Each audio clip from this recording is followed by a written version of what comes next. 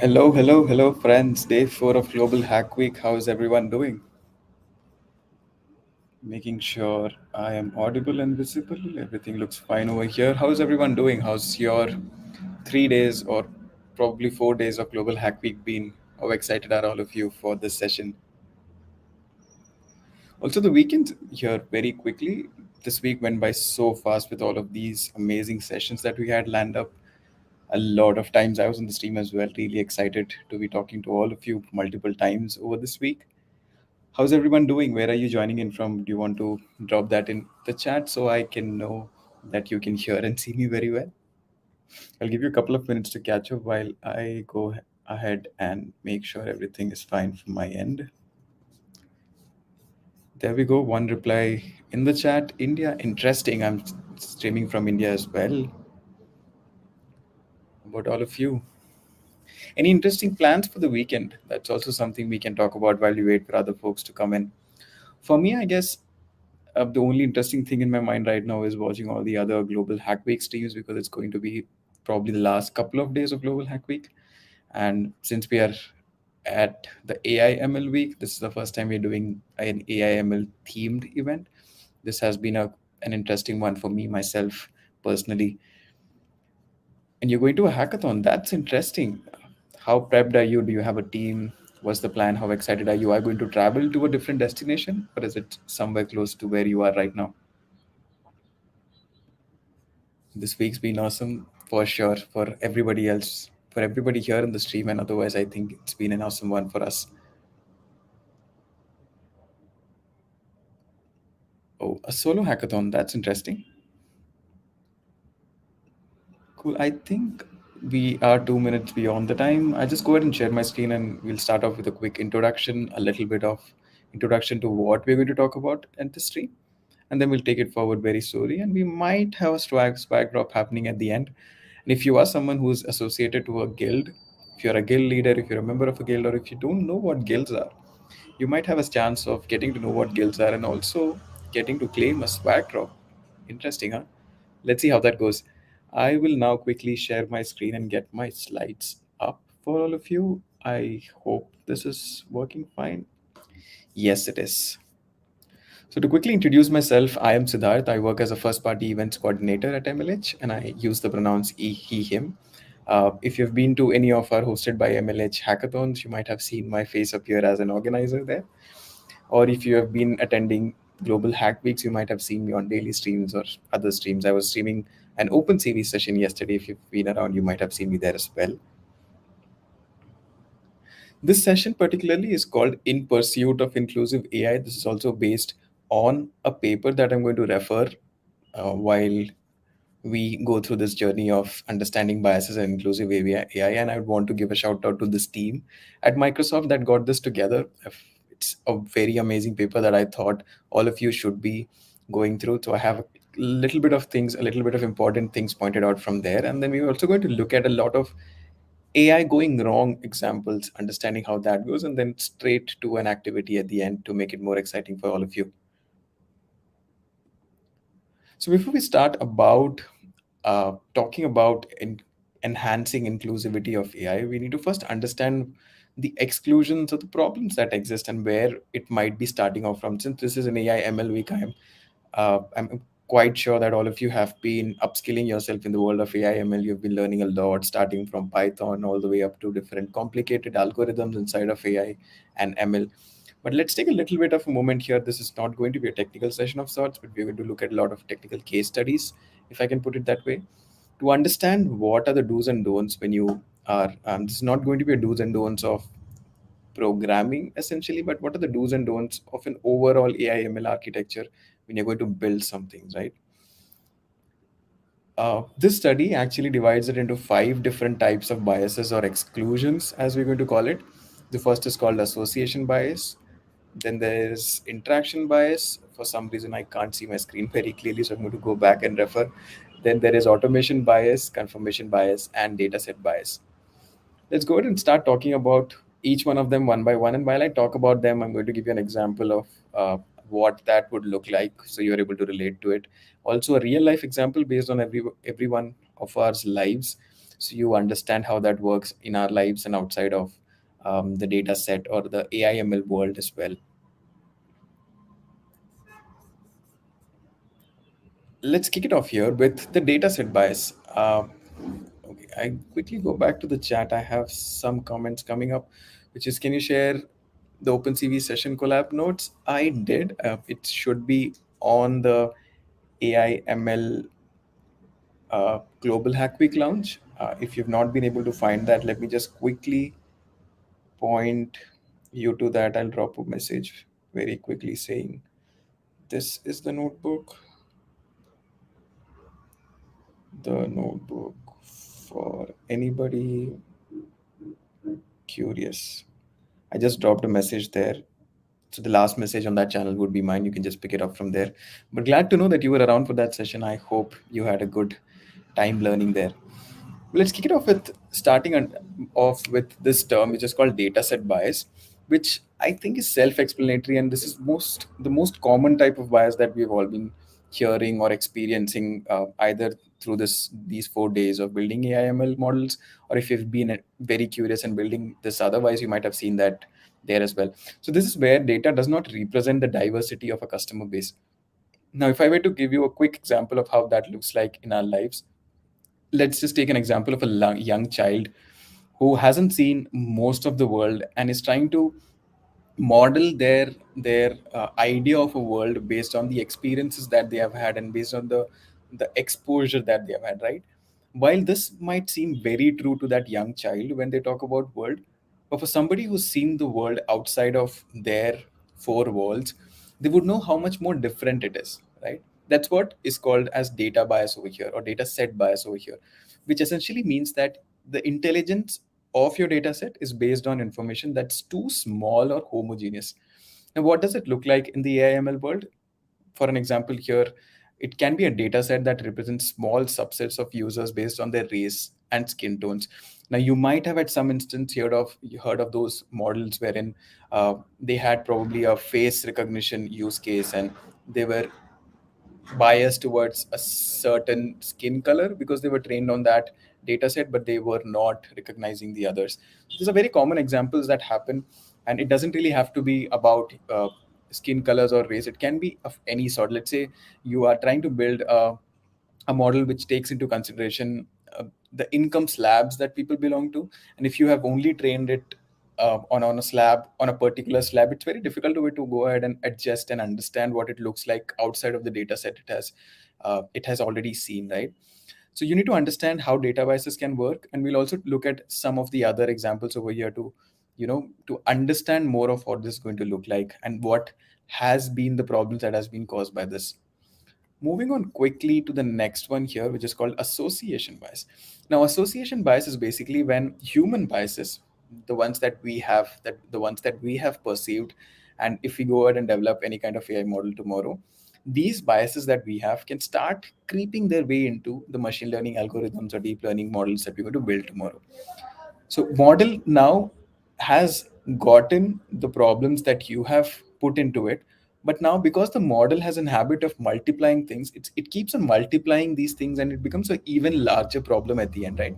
For example, if you see it, at the third point here mentions when kids play doctor, we might have been under the bias that the boys always become, or the male person in the team always becomes a doctor, and the female member always becomes a nurse, which is absolutely wrong. And this is something that can be something that's perceived by the human developing it, and it slowly creeps its way to the machine learning model. Another example here, or a real life example here, is a language translation tool that assumes a gender of a person based on their profession. Now let's just imagine, I'm sure all of you know of the language model called chat gpt. Let's say you go tomorrow and you're typing down on chat gpt that you want ChatGPT to help you create a letter because you want to get a job in the airline industry, and you somewhere mention that your gender is male, for example. Let's take that as an example. And if this model was biased already, the model might think that might assume that if you're a male, you're probably applying to a job of a pilot, and if you are a female, you're applying to be a cabin crew, which is wrong. And this is something that our minds have been trained to probably for some time, and we're trying to show this into the model that we're trying to build. So we went through dataset bias, which is the dataset being faulty. Now association bias, which might be because of us being a little faulty, and then making the models also faulty in that process. I see somebody pointing out the Amazon resume crisis happened. That's a really good example here. I also have that listed in this desk later, but glad that you already know of it. And we're going to talk a little more about that when I get to that slide. But thank you so much for pointing that out. Now, the next one here is called the automation bias. When automated decisions override social and cultural considerations, that's when we call it an automation bias. Now, what does it look like in a general scenario? Let's say I'm someone who wants to get a makeover and I go to a beautician tomorrow and I tell them, and I probably don't communicate very well that what I'm looking for. And this beautician has a perception of how people would want themselves to look like after a makeover. Let's say they have XYZ things on their list, which they apply to everybody. And because I am just another customer for them, let's say they apply these XYZ things to me, which is completely different from the idea that I have that I want to get out from a makeover, which is going to be an issue because there is a stereotype of what they think applies to everyone, but the expectation of a human or expectation of the end user is completely different from that. This is a very easy example here at the end of the slide. If you see, we've all used filters on Snapchat, Instagram, any of these tools wherein you use your camera to click yourself, and there are these beautifying filters or lightning skin tone filters which do the same thing on you, and you probably are not looking to do that. Your idea of beauty might be a little different, but most, as mentioned in this paper, most photo filters reinforce a European notion of beauty and facial images like lightening your skin tone, which again is a problem, and that's another type of automation bias over here. Quickly moving on to the next one, which is the fourth type out of the five that we're going to discuss. The fourth is called an interaction bias, and I'm 100% sure all of us have tried doing this at one point of our lives for sure. This is when humans tamper with AI, a pre trained AI, we try to tamper with it and create biased results. Now, you can take an example of Chinese whispers here, which is something that's mentioned on the paper, but I think a better example here is to take chat gpt again into consideration, and you might have seen a lot of tweets of people trying to tweak chat gpt's answers by I remember this particularly interesting one where they ask chat gpt to add couple of numbers or more than that with a lot of digits in it, and then ChatGPT of course gives them a right answer, and then they go back and try to manipulate the answer. They're like, are you sure this is it? I am sure this is not the answer. You are not trained very well and all of those things. And after 10 or 12 trials, ChatGPT accepts that it can be wrong and then starts to give out a wrong answer which the human might be trying to force it into it. Now, given that this is not an easy process to do, but with these models which are probably in the alpha stage or alpha testing, beta testing stage, while you try to do this, you are actually training the model with all the inputs that you give you, and probably the developers are trusting you with what you're going to say and the behavior that you're going to put out to these chat models. But if you end up uh, spoiling the data set or spoiling the chatbot on the whole, it's going to affect a lot of other people. And this is through your interaction that it happened. This is why it's called an interaction bias. The example here mentioned here is exactly of ChatGPT, wherein humans deliberately input racist or sexist language into a chatbot to train it to say offensive things. There's another example about this that we're going to talk about a little later, but I hope that explains how interaction bias looks like. Now, the last type of bias over here is what we're going to call confirmation bias. And uh, I think this is also a term which seeks its way into a law domain as well. As in, if you've been watching movies, for example, which are related to law or some kind of judgment or crime or any of those things, you might have heard these technical terms come out, which one of them is confirmation bias. Now, let's understand what confirmation bias is. Confirmation bias is when you already have an assumption in your mind. Let's take a case of a crime that you're trying to solve, and you have four people that you think one of them might be a culprit in it, and you personally believe one of them in these four people that you have your eyes on, one of them is probably a culprit here, right? Because you've made an assumption of that, whatever clues that you're looking for will kind of probably add to your assumption that you already have, and will force you to think that what you're thinking is correct. Now, putting it out in the language of the paper, it says when oversimplified personalization makes biased assumptions about an individual. Let's give you more examples of it. Let's say while you were growing up as a child, you were gifted a dinosaur pet, or I don't mean the pet as a dinosaur, but let's say you were gifted a dinosaur soft toy by your parents for one of your birthdays, and probably some of your relatives and your friends noticed that, and they assumed that this is your favorite. Now let's say for the next round of your birthdays, for next couple of your birthdays, you were given the same dinosaur soft toy again and again. That is strengthening the assumption of the others looking at you that the dinosaur pet toy is your favorite. This is confirmation bias, wherein somebody made an assumption of you liking the dinosaur soft toy and then kept behaving on it, right? This is exactly what you see on shopping sites as well. Now, shopping sites, based on what you've done in the past, kind of calculate what you're going to like, and then are trying to enforce upon you to go look at the same things over and over again. But now I believe the ones that we use are very smart enough to kind of uh, balance between the past history that it's learned and the exploration side of things that you might want to do. But imagine a way wherein it only takes into consideration what you have been doing for some time in the past while it was learning your movements, and then keep showing you those things forever and wants you to go and look at it and buy it now, right? Doesn't sound like an ideal scenario here. Now we've talked about the biases and the problems overall. Now we'd go back to actually understanding what are some examples or what are some real life case studies where AI completely went wrong. One of them is something that someone in the chat pointed out about Amazon's resume tool going wrong. So we'll just look at three or four examples here to understand more of how things can go wrong. To begin with, this is a tweet that was put out by a model that was trained by Microsoft, which is called Tay.io or Tay.ai. I think it was called Tay.ai. Now, I'll tell you a little bit of how this happened. Now, this is the time of 2014 when Microsoft had launched a model called Xiao Eyes just for folks in China. And this was specifically to assist teenagers. This is a board where typically teenagers can go talk about their problems and get solutions by AI and all of those things. And it was particularly a super hit in China. Now, based on the results that they had in China, what they did was they created another generic model called Tay.ai, Tay.ai, and introduced it to Twitter, made a Twitter bot out of it in 2016. Now, of course, we being ourselves, whenever we see something popular going on, we see something cool going on, we flood it with a lot of requests like we did with ChatGPT, millions of requests going into it every day. And people trying to tweak it based on interaction bias that we talked about earlier. Now, what happened?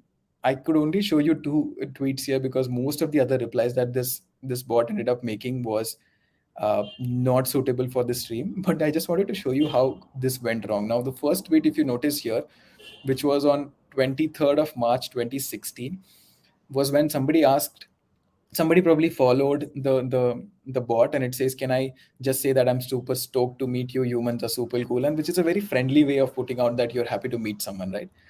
Now look at the second tweet here, which is just a day after it, or not even a day after. If you notice, the first tweet was put out at 20:32 hours, which is 8:32 p.m.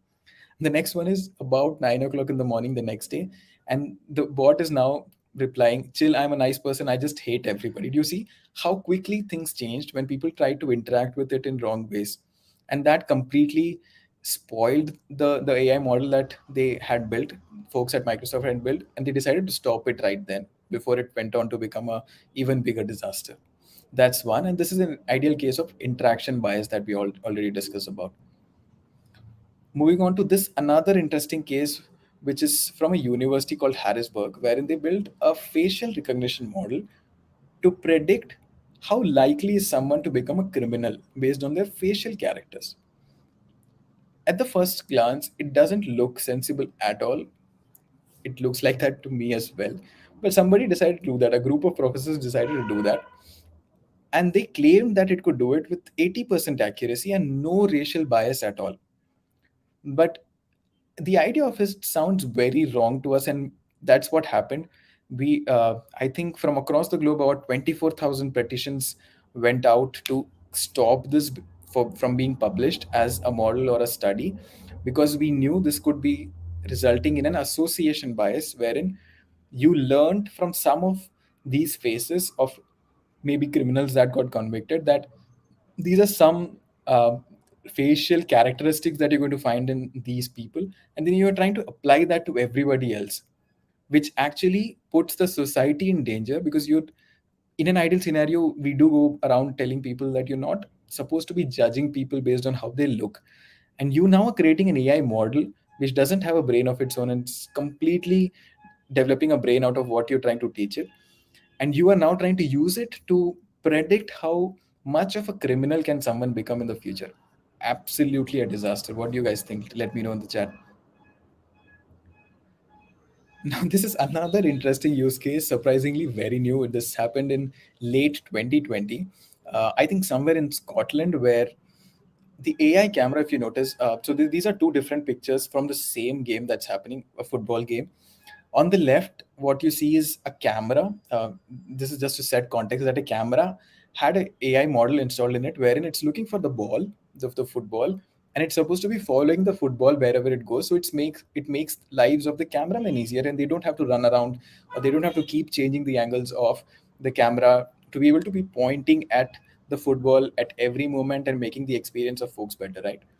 Now, what it ended up doing was what you see in the second frame, wherein it recognized someone who was bald and mistook it for it to be a football, and then ended up tracking that person for the whole live stream. This is, of course, a bad data set example, because you probably trained it so much on footballs that it got overtrained.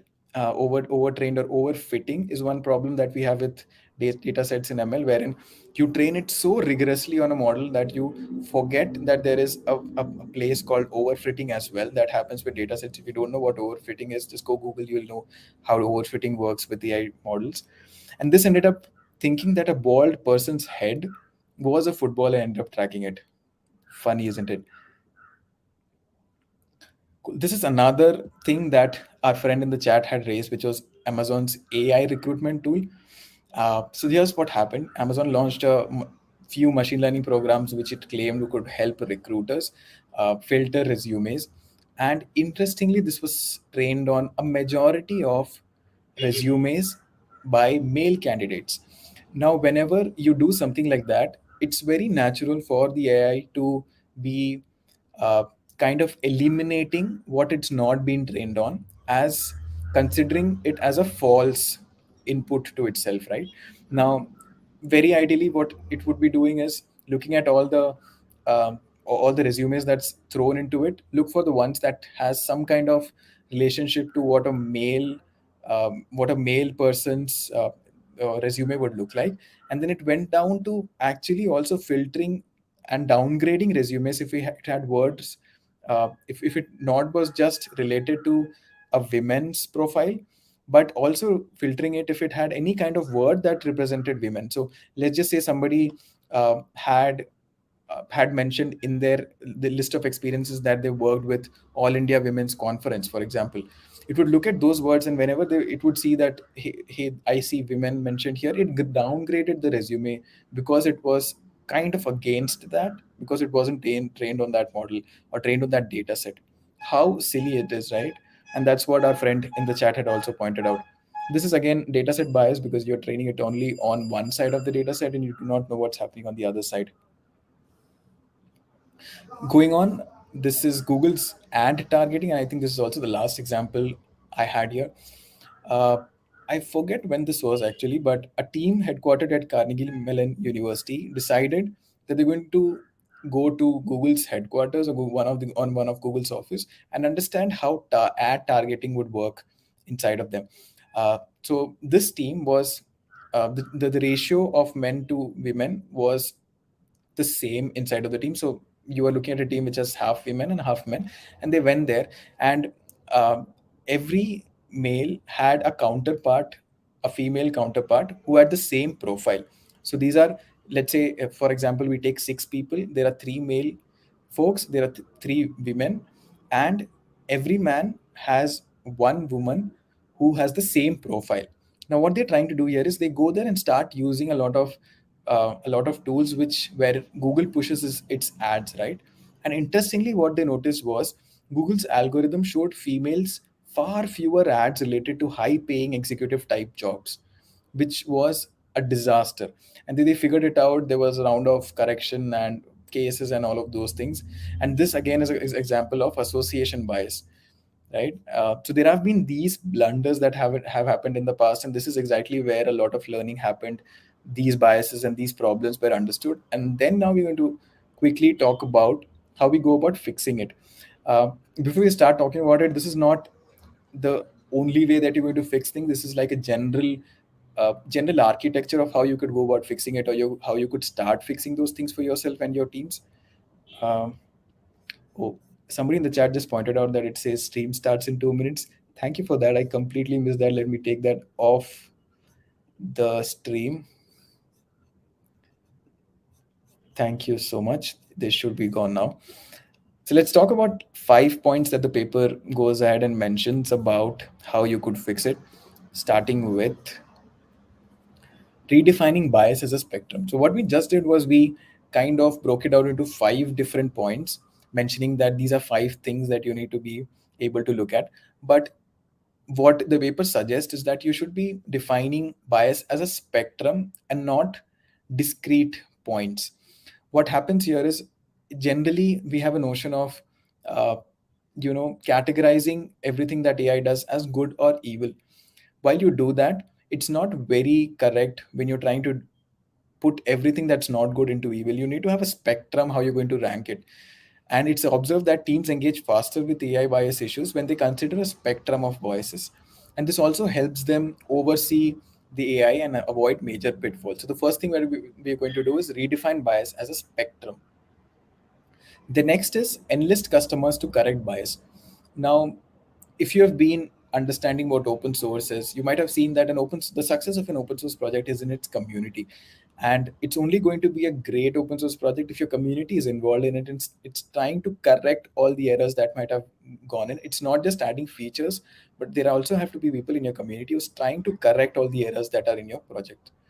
Similarly, for AI, if you're able to empower your customers or people to continually train AI, not go ahead and train models, but deal with the AI to correct bias in some way, you're going to crowdsource training in any possible way. This is going to make sure that most of your trouble or most of your problems are fixed, because now it's not just a small team of people sitting in a closed room train the AI, but your customers are also helping you do this in some way possible. Right? You don't have to give them a job of doing it, but involve them in a process however you can do it. Moving on, you have to cultivate diversity with privacy and consent. So we're going to think of the example that we discussed for data set bias, wherein we discussed if the model was trained only at looking at a majority case, it would always miss out what the minority would look like, right? Similarly here, if you want to have a AI which is inclusive, you have to be able to identify the underrepresented group in any use case and include them in that use case. Now, if the groups already know that what you're trying to build is broken and there is no incentive for them to be inside of it, there's going to be a problem. You have to ensure that you're able to get them to your groups and involve them in the training process. But you also need to make sure that uh, to get data out of them, or to get uh, any kind of data set that represents them into your system, you cannot compromise on privacy and consent. You should not be forcing people to get their data. You should not be taking out of them any kind of data from them without their consent. And this every time we talk about privacy and consent, GDPR is something that comes to our minds, and GDPR is very strong in making sure no problems of this sort happens. But the overall point here was you have to cultivate diversity, be able to represent underrepresented groups in your teams with privacy and consent whenever you're trying to get data out of them. Now, this is something that we discussed when we are talking about the shopping example. If you remember, whenever you go and shop, if the model that's in the shopping app keeps telling you to do what you've done in the past, there is very little chance that you go ahead and discover new things. This is exactly what we're talking about here, which is balance intelligence with discovery. AI typically makes a lot of assumptions based on our past behaviors, and often there's little flexibility to understand our present intentions. So there need to be a balance between intelligence and discovery, which is going to make your thing even better than what you have now. The last fix that we have here before we move into a quick activity is build inclusive AI teams. Now, the first point that we discussed was about getting more people into your groups. We also discussed about the need for underrepresented groups also to be part of your teams. You can start achieving that by building an inclusive AI teams. You hire from diverse backgrounds, disciplines, genders, and the word hiring might sound like a corporate thing to you, but if you as a developer is trying to build something, just make sure you have enough folks from different backgrounds in your team so you are able to build this very well, right? Uh, and diverse teams, of course, can help you identify biases more easily. That's all we had for this session. I hope you were able to figure out what I was trying to tell you. You would be able to now go ahead and understand biases and uh, problems very well and try to fix them also. But if you have any questions, feel free to drop it in the chat. I'm going to look at it. But while you're dropping questions, let's do a quick swap drop. And I have an idea here because we are in the AIML week and we are talking about Global Hack Week, and guilds are an important part of our Global Hack Week. Before I tell you what the challenge is, go ahead and put a thumbs up if you're part of a guild. Tell me the names of the guilds that you're part of if you are. If you're not part of a guild and if you don't know what guilds are, let me know that as well so I can first go ahead and show you what the guilds are and then we'll get to the challenge. I'll give you a couple of minutes to catch up while I go scroll through the chat to see what's been happening there.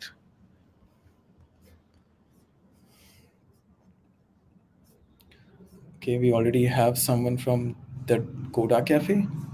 Nice name for a guild. Where you don't participate much there, you should. And what we're going to do today is going to make you participate there as well. Anybody else who's part of guilds would want to name out what guild they are part of? If you don't know what guilds are, tell me. We can also go through that. There's somebody from Python Pros. Interesting. I am also part of Python Pros. Yash would be very proud looking at both of us today. What other guilds are all of you part of?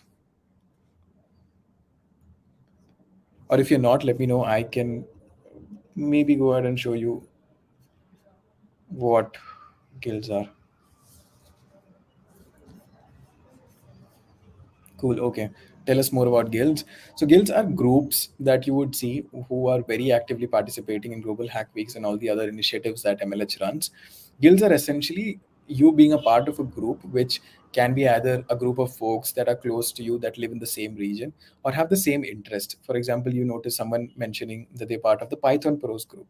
So, it might be the case that they are really fond of the language Python or they're trying to learn the language Python, and if they found out that there is a guild that is talking about Python is and it's all about Python, they decided to join it, interact with them.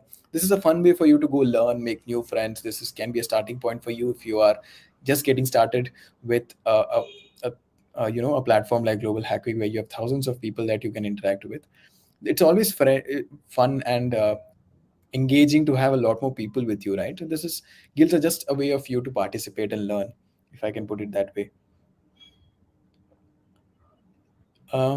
Create a community in the next month. That's very, very good. Do create a community, encourage peer learning in your community, make friends. Great initiative there. Cool. So I'm guessing most of you know what guilds are. So we're going to quickly go and show you the list of guilds. I'll do that in case you do not know what guilds are. I'll show you how you can go ahead and do that.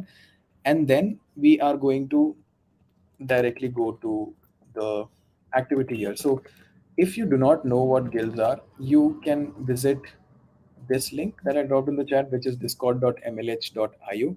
And it's going to look something like this. This is my profile on discord.mlh.io, where I have my name, my email, all of those things, and I've agreed to this. And at the very end, you're going to find guild membership. If you click on that, you can scroll down on the list of guilds and look for the one that matches with you or the one that you think is very relative to you, and you can just hit that and you can join the uh, click on the button which is submit, and you're part of that guild on our Discord, and you will see a channel that's specific to your guild and you can start talking to them. But for now, what I want all of you to do is click on one of the guilds, join the guild, or select a name of the guild that you see here in the list. If anybody in the chat is trying to do it and has any problems, let me know. I can probably guide you there, or I can send out the list somewhere so you can pick it up from there. But you should be able to see this, considering you're part of MLH Discord community. So that's that. But what we're going to do today with the knowledge of our guilds is we're going to try and create a logo for our guilds. Now, I am sure when I say we're going to create an image for our guilds, you are already thinking of Dolly and you're thinking of Stable Diffusion. So we're going to use Stable Diffusion here, right? Let me show you a quick example of what I have in mind. So I'll go ahead and share this. So this is what I created using this prompt, which is create a logo for a hackathon community called Blahaj Gang. That's uh, another group, very interesting, cute group, which is around Blahajes, which are these cute sharks. But I've noticed that Stable Diffusion doesn't understand the word Blahaj, so I went forward with cute sharks, if I can do that. And then I created a list of these images, which can probably be logos for them. So what we're going to do today is, and this is how we're going to do a swag drop today. All of you can go. I can drop this prompt in the chat, so you can just use that as a reference, or feel free to use whatever else you would want to do. It's not a mandate that you have to use this. Um, so this can be a boilerplate that you use to create your logos. And if you don't have the link to it, let me quickly link you to Stable Diffusion as well. So when you hit on the link, you will be here on this page. You keep scrolling down. You will see the Stable Diffusion playground here. What you're going to do is you're going to put down the prompt here, click on generate image, and then I'll have my eyes on the Discord server. I have my phone, the Discord server is open, and I'm looking at the AIML Week Lounge channel. What all of you have to do is go create logos, pick your favorite, and then drop it on the channel, which is AIML Week, and then we're going to pick our favorites from there, right? If all of you understand what we're trying to do here, give me a thumbs up in the chat, and then we'll go ahead and start doing it. I'll give you a couple of minutes to catch up.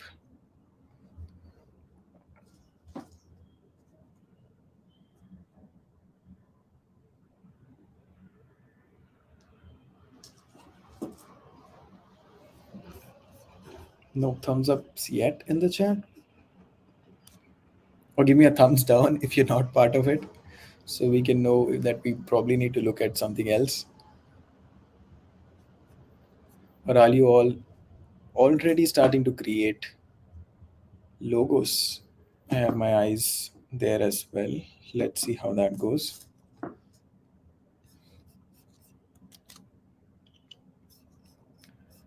Cool. I'm guessing you've already started doing it. So we're going to, looking at the clock here, for me, it is 3:08 p.m.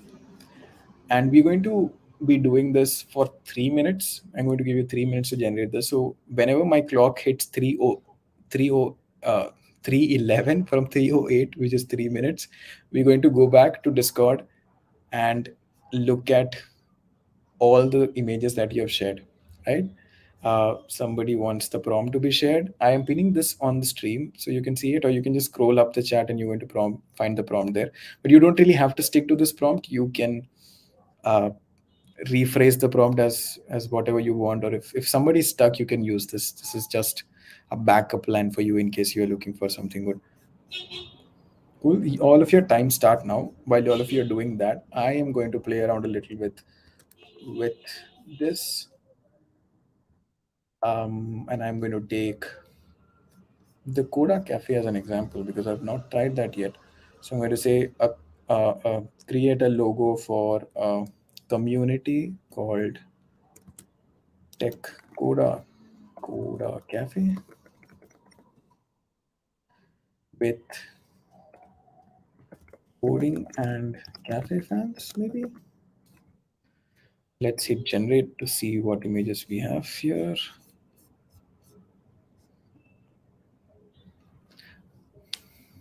For anybody who just signed up, you're trying to do a quick swag drop here. All you have to do is go create a logo for your guild that you're part of by using Stable Diffusion. The links are in the chat. I can quickly pin it here. This is the link to Stable Diffusion. Go to Stable Diffusion, create a logo for your guild, share it on the AI ML Week Lounge channel, and then we're going to go to look at all the different logos that you have shared to select a winner, and you will have a swag coming to you. Where to share it? You have to share it on the channel which is AIML. Let me type it down for you here. Week Lounge under Global Hack Week category on MLH Community Discord.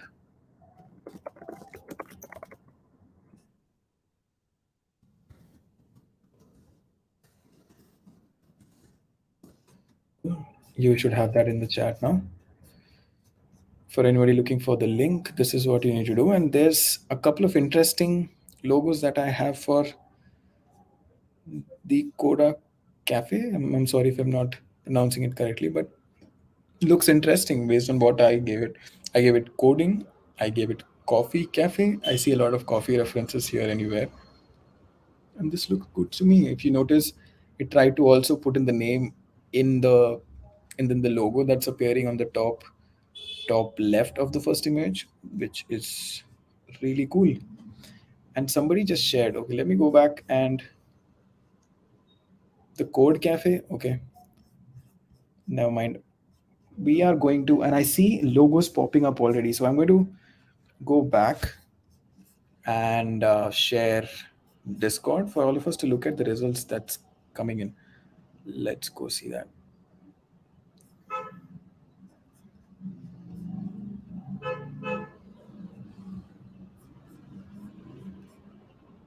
Cool, cool.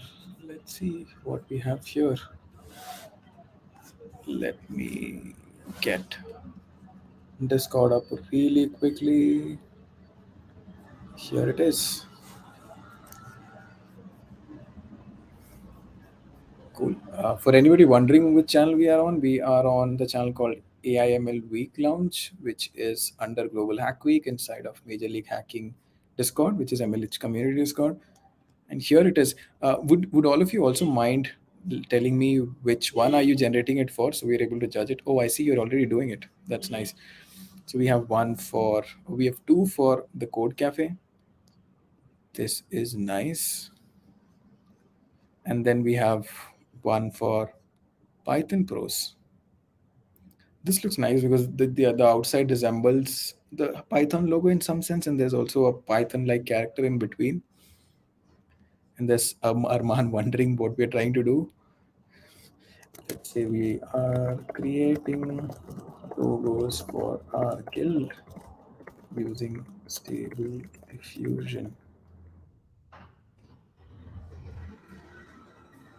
That's nice. Anybody else going to share their images here, their schedule, not the schedule, but their results here to this page? Uh, is it part of some challenge? It's not part of the daily challenge, but what we're trying to do here is I'm trying to do a swag drop for this stream specifically, and I'm trying to select someone to give that swag to based on the logo that they try and generate using Stable Diffusion for their guilds. So if you're interested, you can join in and send your results here, and then we'll go ahead and select one.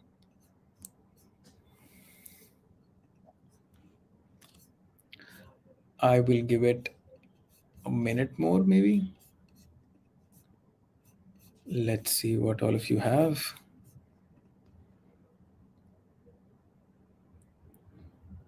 I see we already have fans for this one, the Python Pros one. I love this. I love this as well. This one too.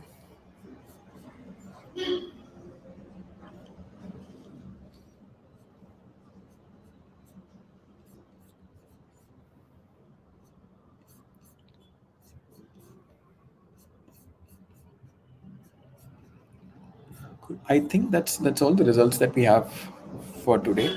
So I'm going to go and select a winner out of the three entries that we have. And Anirbam, because you've submitted two entries here, I'm going to just take one here for for the competition, because it's going to be unfair if I have two of yours getting evaluated. But let's look at all of the ones once again and decide which one do we like the most.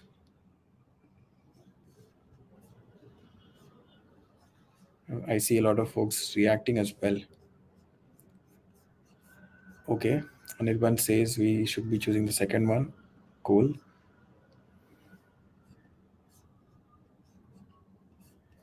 I think we have a winner now, and I'm going to put out the name of the winner here in the chat, and I'm going to pin it on the stream so we can all celebrate. Let me go and say, typing it down. Anybody wants to do a quick drum roll while I type it?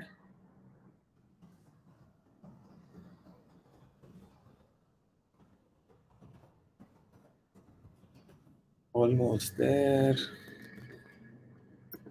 Scrolling down the chat to see if there's any more entries. Oh, there's one more. That's great. And this is can you tell me, whoever sent this, can you tell me which one this is for? What's the name of your your guild, so I know how good this entry is?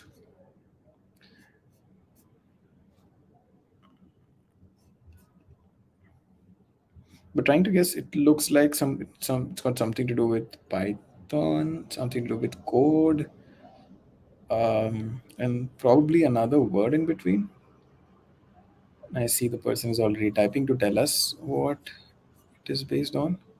Python props. That's nice. So we have two entries which are related to Python.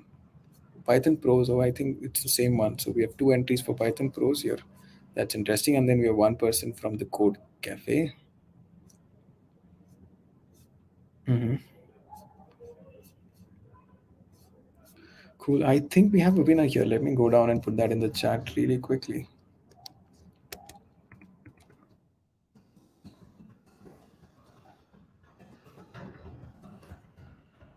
And three, two, one. Here's our winner, everybody. Congratulations, Tosik. I don't know if that's how you pronounce the name, but I just picked it up from your Discord name here. But this is a really, really good Python representation. Really love it. I know none of you did create it on your own. This was AI doing it for you, but I really love this one. And all the others, I love them equally well, but we had to select one. But there is going to be even more number of swag drops that we're going to do throughout this week. Be around all of the streams, participate, and you definitely have a chance to do it. For the person who won the swag drop here, click a screenshot of this frame, go send it, go create a ticket, and just mention that you won a swag drop, and then somebody from the team will come back and get your name in the swag drop list. Congratulations. See a lot of congratulations pouring as well. And that is the end of today's session. I hope all of you had a good time learning.